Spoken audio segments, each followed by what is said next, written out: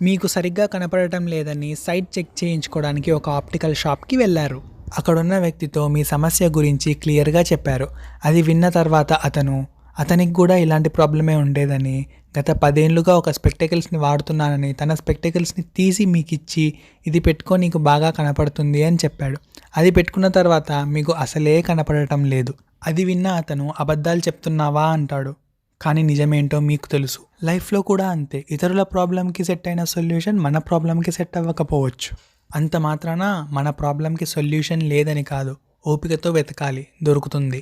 Solution కోసం వెతికేంత ఓపిక లేదని దొరికిన స్పెక్టకల్స్, అదే రాంగ్ స్పెక్టకల్స్నే మీరు ఒక రైట్ సొల్యూషన్గా భావించి పెట్టుకున్నట్లయితే మీకు సైట్ మరింత పెరగచ్చు. సొల్యూషన్ త్వరగా దొరకకపోతే ప్రాబ్లంతోనే వెయిట్ చేయండి, పర్లేదు. కానీ రాంగ్ సొల్యూషన్ని మాత్రం రైట్ సొల్యూషన్గా భావించి పెట్టుకోకండి. ఇతరులు చెప్పే సొల్యూషన్ని నమ్మటం మానేసి మీకై మీ సొంత సొల్యూషన్ని వెతుక్కోండి.